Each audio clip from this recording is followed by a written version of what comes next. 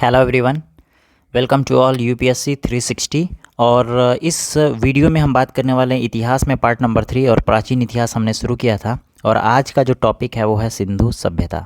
ठीक है, तो पिछले वाले वीडियो में हमने एक चीज़ छोड़ दी थी, जिसमें हमने ये बात किया था कि विभिन्न संस्कृतियों में कौन कौन से बर्तन जो हैं वो मिले थे या प्रयोग होते थे। तो जो मालवा की संस्कृति होती थी उसमें काला एवं लाल बर्तन यूज़ होता था। फिर बुर्ज होम में धूसर और जोखे में लाल कलर का। ठीक है, तो ये एक टॉपिक जो था वो छूट गया था। और आज हम शुरू करने वाले हैं सिंधु सभ्यता। रेडियो कार्बन यानी कार्बन 14 जैसे नवीन विश्लेषण पद्धति के द्वारा सिंधु सभ्यता का सर्वमान्य तिथि जो है वो 1400 ईसा पूर्व से 1700 ईसा पूर्व। ठीक है, मैं पहले भी कहा था, ये समझ लो ये निगेटिव में है। ईसा पूर्व का मतलब ही है निगेटिव में वर्ष। ठीक है, तो जाहिर सी बात है जितना ज़्यादा निगेटिव होगा वो वैल्यू उतनी ही छोटी होती है। छोटी से हम बड़े की ओर जा रहे हैं, यानी कि 1400 से 1700 ईसा पूर्व में सिंधु घाटी सभ्यता का सर्वमान्य तिथि माना गया है। इसका विस्तार जो है वो त्रिभुजाकार था। ठीक है, इसका विस्तार त्रिभुजाकार था। तो ये प्रश्न डायरेक्ट पूछता है। इसमें अगला पॉइंट है, जो कार्बन डेटिंग था तिथि निर्धारण के लिए कार्बन 14, इसकी खोज अमेरिका के प्रसिद्ध रसायन शास्त्री वी.एफ. लीवी, ठीक है, वी.एफ. लीवी द्वारा 1946 ईस्वी में किया गया है। तो कार्बन डेटिंग यानी कार्बन 14 पद्धति की खोज वी.एफ. लीवी 1946। इस पद्धति में जिस पदार्थ में कार्बन 14 की मात्रा जितनी ही कम होती है वह उतना ही प्राचीन माना जाता है। ठीक है, सिंधु सभ्यता की खोज सन 1921 में यानी कि प्रथम विश्व युद्ध के समय राय बहादुर दयाराम शाहनी ने किया। ठीक है, किसका? राय बहादुर दयाराम शाहनी ने सिंधु सभ्यता को आद्य यानी कि प्रोटो हिस्ट्री। ठीक है, प्रोटो हिस्ट्री हमने प्री हिस्ट्री, प्रोटो हिस्ट्री, फिर हिस्ट्री, 3 भागों में इतिहास को बांटा था। आद्य ऐतिहासिक यानी कि प्रोटो हिस्ट्री यानी कि जिसका लिखित प्रमाण तो है लेकिन हम लोग पढ़ नहीं सकते, अथवा कांस्य या फिर ब्रॉन्ज युग में रखा जाता है। किसको? सिंधु सभ्यता को। इस सभ्यता के मुख्य निवासी जो हैं वो द्रविड़ एवं भूमध्य सागरी थे। तो सिंधु सभ्यता के मुख्य निवासी द्रविड़ एवं भूमध्य सागरी थे और इसको कांस्य या फिर प्रोटो हिस्ट्री यानी कि आद्य ऐतिहासिक युग में रखा गया है। सर जॉन मार्शल भारतीय पुरातत्व सर्वेक्षण विभाग के तत्कालीन महानिदेशक थे सन 1924 ईस्वी में। ठीक है, सिंधु घाटी सभ्यता नामक एक उन्नत नगरीय सभ्यता पाए जाने की विधिवत घोषणा इन्होंने की। ठीक है, कौन? तो सर जॉन मार्शल। कब? सन 1924 ईस्वी में। सिंधु सभ्यता के सर्वाधिक पश्चिमी पुरा स्थल दास्क नदी के किनारे सुतकागेडोर, यानी कि सिंधु सभ्यता को अगर इस तरह देखा जाए उत्तर, पूर्व, दक्षिण, पश्चिम, तो जो पश्चिम में जो इसका सर्वाधिक पश्चिम में स्थल है वो दास्क नदी के किनारे है और उसको हम सुतकागेडोर कहते हैं। ठीक है, जो कि बलूचिस्तान में पड़ता है। पूर्वी पूरा स्थल हिंडन नदी। ठीक है, पूर्वी पूरा स्थल किस नदी के किनारे है? हिंडन नदी के किनारे है और ये आलमगीरपुर जो कि यूपी में पड़ता है और जिला है मेरठ। ठीक है, उत्तरी पूरा स्थल चिनाब नदी के किनारे, ये अखनूर के निकट मांदा जिला में, ठीक है, जम्मू एंड कश्मीर में पड़ता है। जबकि दक्षिणी पूरा स्थल है गोदावरी, ये दक्षिणी पूरा स्थल है, यह है गोदावरी नदी के तट पर दाइमाबाद। ठीक है, जिला है अहमदनगर महाराष्ट्र में। ठीक है, तो नदियों का भी नाम पूछ सकता है। जो हमारा पश्चिमी छोर है दास्क नदी, जो हमारा पूर्वी छोर है दास्क नदी, हिंडन नदी, ठीक है, और ये है हमारा चिनाब नदी, और जो दक्षिण वाला है ये है गोदावरी नदी। ठीक है, ये नदियों के नाम भी पूछ सकता है, जगह भी पूछ सकता है, सुतकागेडोर, आलमगीरपुर, मांदा एवं दाइमाबाद। ठीक, राज्य भी पूछ सकता है। ये तो दूसरे देश में ही है, बलूचिस्तान, ये यूपी, और ये जम्मू एंड कश्मीर, और ये महाराष्ट्र। ठीक है, तो ये हमको पॉइंट याद होने चाहिए। सिंधु सभ्यता का विस्तार कहाँ से कहाँ तक है। सिंधु सभ्यता जिसको हम सैधव सभ्यता भी कहते हैं, नगरीय सभ्यता थी। ध्यान देना है, ये नगरीय सभ्यता, जबकि आर्य वाली जो सभ्यता थी वो ग्रामीण सभ्यता थी। आगे हम लोग पढ़ेंगे। सैधव सभ्यता यानी कि सिंधु सभ्यता से प्राप्त परिपक्व अवस्था वाले स्थलों में केवल 6 को ही बड़े नगरों की संख्या दी गई है। ठीक है, परिपक्व यानी कि जहाँ सुविधाएं ज़्यादा उपलब्ध थी, वो उनमें मोहनजोदड़ो, हड़प्पा, गढ़वारीवाल, धौलावीरा, राखीगढ़ी एवं कालीबंगन, ये 6 प्रमुख हैं। ठीक है, कौन कौन? मोहनजोदड़ो, हड़प्पा, गढ़वारीवाल, धौलावीरा, राखीगढ़ी एवं कालीबंगन। स्वतंत्रता प्राप्त पश्चात हड़प्पा संस्कृति के सर्वाधिक स्थल गुजरात में खोजे गए हैं। ठीक है, हमारी आज़ादी यानी 1947 के बाद हड़प्पा संस्कृति की सर्वाधिक खोज गुजरात में हुई है। सिंधु घाटी सभ्यता का सबसे बड़ा स्थल मोहनजोदड़ो है। ठीक है, सिंधु घाटी सभ्यता का सबसे बड़ा स्थल कौन है? मोहनजोदड़ो। ये सारा प्रश्न है, जितना मैं रिपीट करता हूँ सारा पूछा गया प्रश्न है।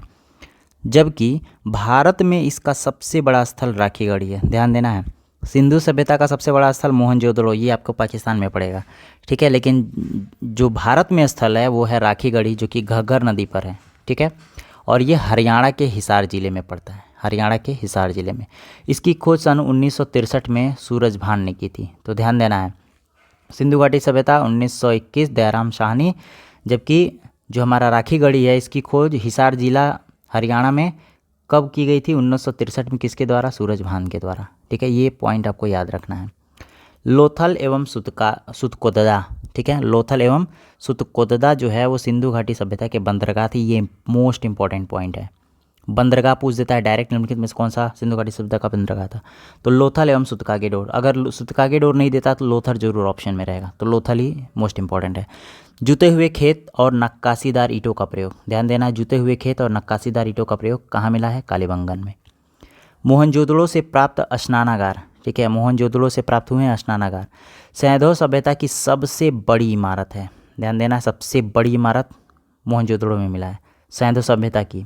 कहाँ? स्नानागार के रूप में, जिसके मध्य में एक स्नान कुंड है जिसकी लंबाई है 11.88 मीटर, चौड़ाई है 7.01 और जो ऊंचाई है यानी कि गहराई है वो 2.43 मीटर है। अग्निकुंड, ध्यान देना है, अग्निकुंड लोथल एवं कालीबंगन से मिले हैं। ठीक है, लोथल एवं कालीबंगन से, और लोथल बहुत इंपॉर्टेंट, लोथल से हमारे बंदरगाह भी है और अग्निकुंड भी लोथल में ही मिला है।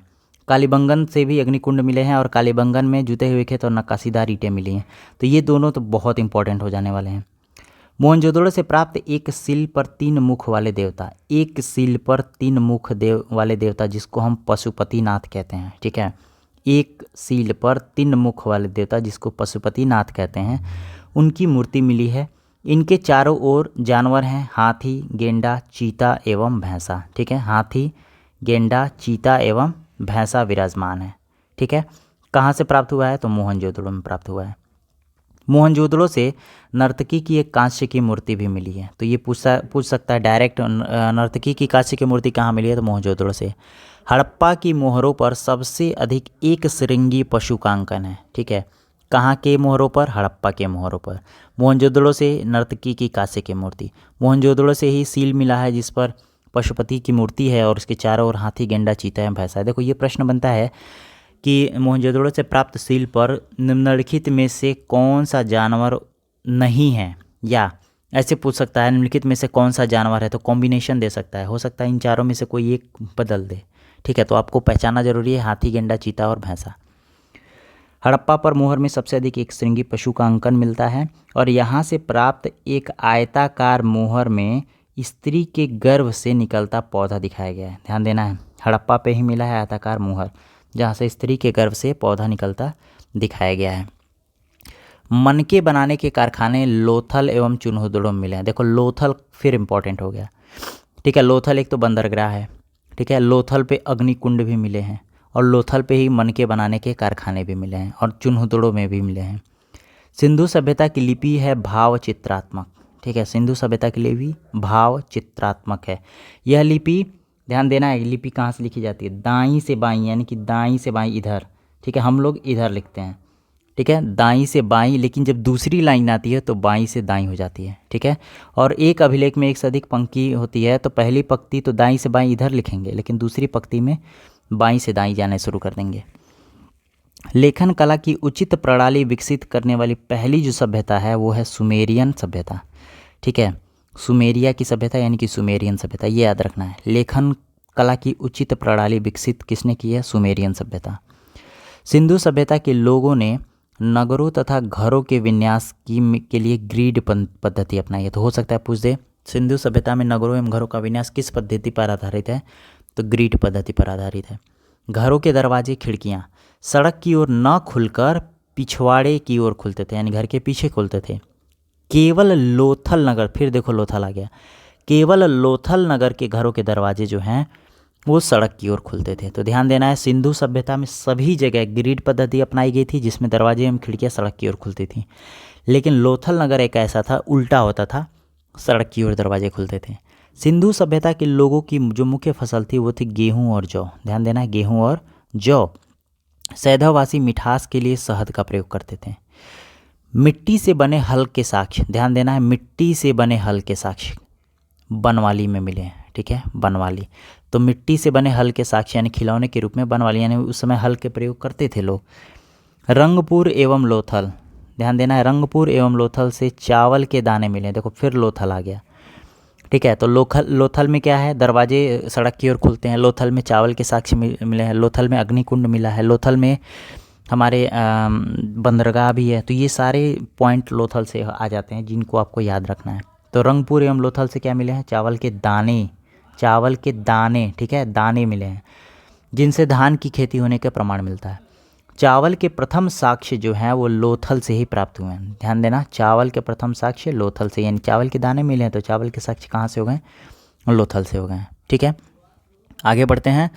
सुरकुतदा, कालीबंगन एवं लोथल, सैंधवकालीन घोड़ों के अस्थि पंजर। देखो फिर आ गया लोथल। ठीक है, घोड़े के अस्थि पंजर कहाँ से मिले हैं, लोथल से मिले। तो कमेंट बॉक्स में आप लिख के बताओ कि लोथल से क्या क्या चीज़ें मिली हैं। ठीक है, क्या क्या लोथल में है। देखो जब लिखोगे ना तो आपको वो चीज़ें याद हो जाएंगी। ठीक है, तो कमेंट बॉक्स में लिखो ताकि आपको चीज़ें अगर याद हैं तो वो चीज़ें आपको याद रहें। घोड़े के अस्थि पंजर कहाँ कहाँ से, सुरकुतदा, कालीबंगन एवं लोथल से। जुते हुए खेत, कालीबंगन। तौल की इकाई संभवतः 16 के अनुपात में थी। ठीक है, तौल की इकाई सामान्यतः 16 के, बस आप ये पॉइंट याद रखो, इसको समझाने की ज़रूरत नहीं है। सैधव सभ्यता के लोग यातायात के लिए 2 पहिए एवं 4 पहिए वाली बैलगाड़ी या फिर भैंस गाड़ी का उपयोग करते थे। ध्यान देना है, बैलगाड़ी या भैंस गाड़ी का उपयोग करते थे। 2 पहिए, देखो टायर जो होता है ना, टायर में 2 पहिए लगे होते हैं। ठीक है, और कभी कभी 4 पहिए भी लगा दिया जाता है किसी टायर में। आप गांव में अपने आसपास देखते होंगे। तो सेम पद्धति उस समय भी विकसित थी, हालांकि उनकी संरचना अलग हो रही होगी। मेसोपोटामिया के अभिलेखों में वर्णित मेहुला शब्द का अभिप्राय है सिंधु सभ्यता से। ठीक है, तो मेसोपोटामिया की सभ्यता अभिलेख में कौन सा शब्द है, मेहुला। मेहुला का मतलब है सिंधु सभ्यता। ठीक है, संभवतः हड़प्पा संस्कृति का शासन वर्णिक वर्गों के हाथों में था, यानी कि वर्ण व्यवस्था जो थी ना, ब्राह्मण, क्षत्रिय, शूद्र, वैश्य, ये वर्णिक हाथों में थी, यानी कि ब्राह्मण वगैरह इनके हाथों में थी। कौन सी सभ्यता, हड़प्पा सभ्यता। अब देखो कुछ और भी पॉइंट है, जैसे कह रहा है कि सिंधु काल में विदेशी व्यापार। ठीक है, आयातित वस्तु में तांबा कौन कौन से प्रदेश में होता था, तो खेतड़ी, बलूचिस्तान, ओमान, अफ़गानिस्तान। अब देखो चांदी जो है वो अफ़गानिस्तान से और ईरान से आता था। ठीक है, ये आयातित है, निर्यात नहीं कर रहे हैं, आयात ये मतलब आ रहा है। तो तांबा कहाँ से आता था, तो खेतड़ी, बलूचिस्तान, ओमान से। चांदी जो है वो आता था अफ़गानिस्तान व ईरान से। सोना जो है वो कर्नाटक, अफ़गानी और ईरानी। ठीक है, सोना कर्नाटक, अफ़गानी और ईरानी। टीन जो है, टीन अफ़गानिस्तान व ईरान, टीन जो है अफ़गानिस्तान और ईरान।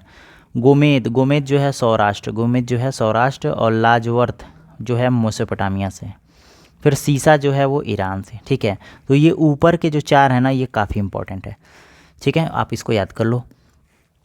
अब हम बात करते हैं प्रमुख स्थल और किस नदी के किनारे स्थित हैं। ठीक है, जैसे पॉइंट 1 में जो है हड़प्पा रावी नदी के तट पे है। ये देखो ये लाइन जो है ना मोस्ट इंपॉर्टेंट है। अगर आप पीसीएस की एग्ज़ाम दे रहे हो, किसी भी स्टेट पीसीएस का एग्ज़ाम दे रहे हो, तो ये पॉइंट आपके लिए काफ़ी इंपॉर्टेंट है। ठीक है, तो हड़प्पा जो है वो रावी नदी के तट पे है। ठीक है, मैं बोल दे रहा हूँ, एक बार आप लोग देख लो। मोहनजोदड़ो सिंधु, फिर मोहनजोदड़ो के बाद से चुनहुदड़ो जो है वो आपको मिलेगा सिंधु, कालीबंगन, घग्गर, कोटद्दीजी। ठीक है, कोटद्दीजी जो है सिंधु, रंगपुर जो है वो मादर, रोपड़ जो है सतलज, लोथल जो है भोगवा, कालीबंगन जो है हिंडन नदी, सुतकागेडोर जो है दास्क नदी, बनवाली जो है वो रंगोई, और धौलावीरा ये है लूनी नदी। ठीक है, और सोतकाह जो है सादीकौर, सोतकाह जो है वो सादीकौर। एक बार फिर रिवीजन कर दे रहे हैं। देखो सिंधु घाटी 3 बार है। ठीक है, तो सिंधु घाटी पे है मोहनजोदड़ो, चुनहुदड़ो और कुटदीजी, ठीक। फिर तुम्हारा रावी नदी है हड़प्पा, ठीक।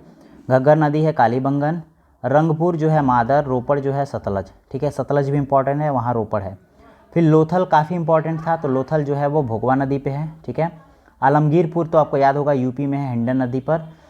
दास्क नदी पर है सुतकागे डोर, और बनवाली जो है वो रंगोई, ठीक है। धौलावीरा जो है लूनी, और सोतकाह जो है शादी कौर, ठीक है। अब बात आती है सैधव सभ्यता के प्रमुख स्थलों की, ठीक है। और नदी उत्खननकर्ता एवं वर्तमान स्थितियाँ, ठीक है। तो यहाँ स्थिति दिया है और ये उत्खननकर्ता। पाकिस्तान के पंजाब प्रांत, एक मिनट में इसको थोड़ा सा और बड़ा कर देता हूँ, कि पाकिस्तान के पंजाब प्रांत का साहिवाल जिला दयाराम साहनी 1921 में इन्होंने खोजा था, और माधो स्वरूप वत्स 1926 और व्हीलर 1948, ठीक है। पाकिस्तान के सिंध प्रांत का लरकाना जिला, ठीक है, ये है राखलदास बनर्जी, ठीक है। राखलदास बनर्जी, मैके और व्हीलर ने। सिंध प्रांत जो कि पाकिस्तान में है, नवाब शाह जिला, मैके, एन.जी. मजूमदार। राजस्थान का हनुमानगढ़ी जिला, इसे अमलानंद घोष ने, और वी लाल एवं वी.के. थापर। सिंध प्रांत का खैरपुर स्थान, ये है फजल अहमद। गुजरात का काठियावाड़ जिला, रंगनाथ राव।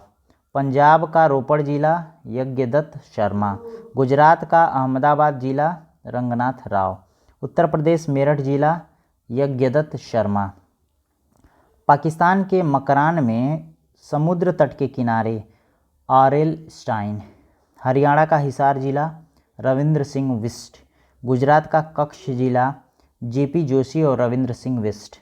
और बलूचिस्तान, जॉर्ज डेल्ट, ठीक है। तो इतने पॉइंट्स हैं, ये आपको बस एक बार देख लेना है, ठीक है। रटने की ज़रूरत नहीं है, खासकर ज़्यादा इंपॉर्टेंट नहीं एग्ज़ाम के लिए, बहुत कम चांसेस है कि हो सकता है कभी पूछ दे। सैधववासी सूती एवं ऊनी वस्त्रों का प्रयोग करते थे, ठीक है। सैधववासी सूती एवं ऊनी वस्त्र। मनोरंजन के लिए ये मछली पकड़ते थे, शिकार, पशु पक्षियों को आपस में लड़ाना, चौपड़ एवं पासा खेलना, ये साधन के रूप में प्रयोग करते थे। किसके? मनोरंजन के। सिंधु सभ्यता के लोग काले रंग के डिजाइन किए हुए लाल मिट्टी के बर्तन, देखो ये पॉइंट बहुत इंपॉर्टेंट है, इसमें काले रंग का डिज़ाइन किया हुआ लाल रंग के मिट्टी में, यानी लाल रंग की मिट्टी के बर्तन होती थी, उस पर काले रंग की डिज़ाइनिंग होती थी। कहाँ? सिंधु सभ्यता में। सिंधु घाटी के लोग तलवार से परिचित नहीं थे, ध्यान देना, तलवार से परिचित नहीं थे, यानी कि वो लोहे का प्रयोग नहीं जानते थे। कालीबंगन एकमात्र हड़प्पाकालीन स्थल था, ध्यान देना है, कालीबंगन हड़प्पाकालीन स्थल था जिसका निचला शहर सामान्य लोगों के रहने के लिए था, और ये भी किले से घिरा हुआ था। कहाँ का? कालीबंगन। जुते हुए खेत, कालीबंगन। कालीबंगन का अर्थ है काली चूड़ियाँ, और यहाँ से पूर्व हड़प्पा स्तरों के खेत जोते जाने के तौर पर अग्नि पूजा की प्रथा के भी प्रमाण मिले हैं। तो देखो, जुते हुए खेत, अग्नि पूजा की प्रथा का प्रमाण, और जो निचले शहर थे, ठीक है, वो किले से भी घिरा हुआ था, ठीक है। कौन सा स्थान है? तो कालीबंगन। कौन सा स्थान है? कालीबंगन। पर्दा प्रथा, वैश्यावृत्ति सौध्य सभ्यता में प्रचलित था, तो ध्यान देना है, पर्दा प्रथा, वैश्यावृत्ति सौध्य सभ्यता में था। शवों को जलाने एवं गाड़ने, यानी कि दोनों की प्रथा प्रचलित थी। कहाँ? हड़प्पा में। देखो, हड़प्पा में शवों को दफनाने, हड़प्पा में शवों को दफनाने, जबकि मोहनजोदड़ो में जलाने की प्रथा थी, ठीक है। लोथल एवं कालीबंगन में युग्म समाधियाँ मिली हैं, मतलब जोड़े में दो एक साथ दफनाया गया है। तो ध्यान देना है, शवों को जलाना कहाँ की प्रथा थी? हड़प्पा की, और शवों को दफनाना जो है वो हड़प्पा में, और जलाना जो है वो मोहनजोदड़ो में, ठीक है। युग्म समाधियाँ कहाँ मिली हैं? लोथल एवं कालीबंगन। देखो, फिर लोथल आ गया, ठीक है। युग्म समाधियाँ लोथल एवं कालीबंगन। सैधव सभ्यता के विनाश का संभवतः सबसे प्रभावशाली कारण जो था वो है बाढ़, ठीक है। आग में पकी हुई मिट्टी को हम टेराकोटा कहते हैं। आग में पकी हुई मिट्टी को क्या कहते हैं? टेराकोटा, ठीक है। तो इस वीडियो में इतना ही, और यहाँ पर हमने सिंधु सभ्यता को ख़त्म किया है। इसके बाद चौथा पॉइंट जो है वैदिक सभ्यता, ये हम पढ़ने वाले अगले वीडियो में, क्योंकि वीडियो काफ़ी लंबा हो जाएगा। तो उम्मीद करता हूँ कि वीडियो आपको काफ़ी पसंद आया होगा। तो वीडियो पसंद आया होगा तो चैनल को लाइक, शेयर और सब्सक्राइब कर देना, बेल आइकन को प्रेस करना, ताकि लेटेस्ट वीडियो की नोटिफिकेशन आपको सबसे पहले मिल सके। तो मिलते हैं आपसे अगले वीडियो में।